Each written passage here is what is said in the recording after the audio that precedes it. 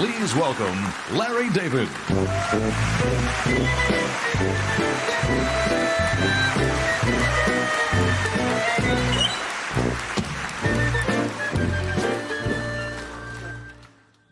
Thank you, thank you. That's very nice, lovely. I only hope you feel this way when I'm done, because I could destroy this night in 2 seconds. Easy, easy. My question is, what do these people have against Steve Martin that they would even ask me to do this? I mean, they're giving him this prize. It doesn't make sense. I'm the last guy you want to do something like this. I mean, the fact is, I don't really know Steve that well. You know, we've been introduced a few times in Los Angeles, and the last time we ran into each other, we realized we were both going to be in New York at the same time, so we made plans to go to the theater. I thought, great. I'll get to spend some time with this comedy legend, you know, one of my idols, and really get to know him. Pretty cool. Pretty cool. So we met outside my hotel and started walking to the theater, and we saw this homeless guy. You know, and I got to tell you, when I see something like that, it really touches me. You know, it's just the way I am.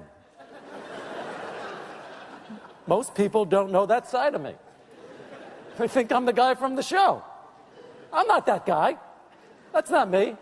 That's a role. Okay? Come on, get real. So I took out my wallet and I gave him $50. No big deal. No big deal. I give it out. I don't care. Steve, by the way, not only doesn't give the guy a nickel, he insults him. He says, "Get away from me, you lazy bum. Get a job." I said, "Hey, Steve, come on, take it easy." He said, "I don't like bums. They creep me out." You see, you know what? I really shouldn't say anything. You know, he's getting this Mark Twain prize. It's not right. But come on, insulting a homeless guy? I can tell you Mark Twain would have done that. So the homeless guy staggers off, and we continue walking. And then I spot this cat stuck up in a tree. You know, I'm not a big cat lover. Their food always stinks up the room. They're mysterious. I don't really like mystery. But when I saw that decrepit little kitty cat up there, I knew I had to help it. That could be some poor little girl's cat.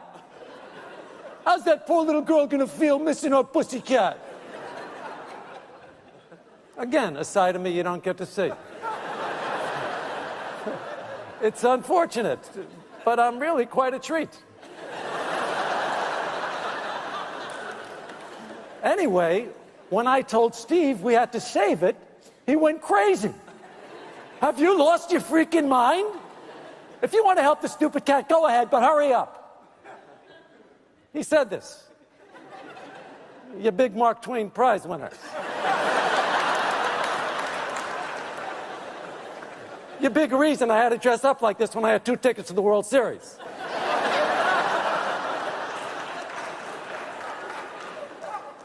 So I shimmied up the tree. Yeah, that's right, I shimmied.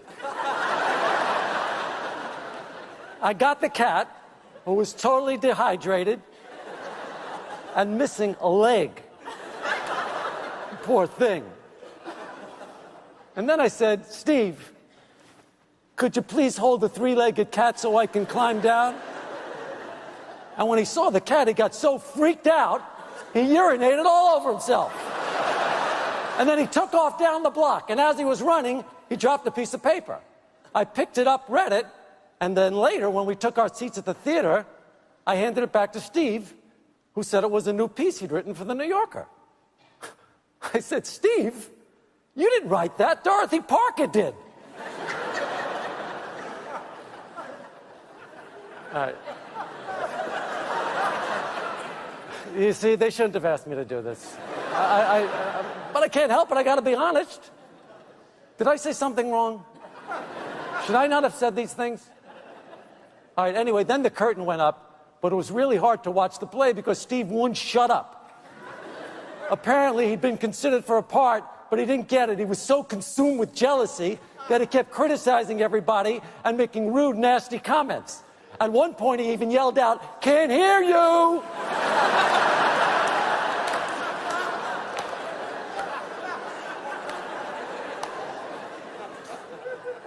Then, at intermission, he walked into the lobby, started yelling, "Hey, everybody, it's me, Steve Martin, the Mark Twain Prize winner." That's right, Mark Twain. Ever heard of him? At which point he reached into his pocket, took out a flask, and started guzzling some bourbon. I said, "Steve, what are you doing? You can't do that here. Are you crazy?" He said, "Shut up, you dirty Jew."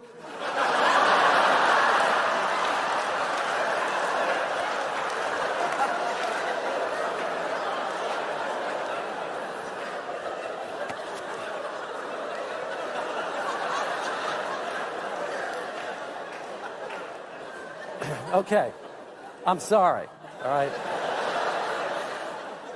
I'm not a violent person, but I wasn't going to stand there and let some mean, selfish, plagiarizing, incontinent, cowardly, drunken egomaniac attack my heritage. So I popped him. Right in his nose, started bleeding. Oh, you should have heard him cry. It was sickening. My nose, my nose. Okay. I'm sorry.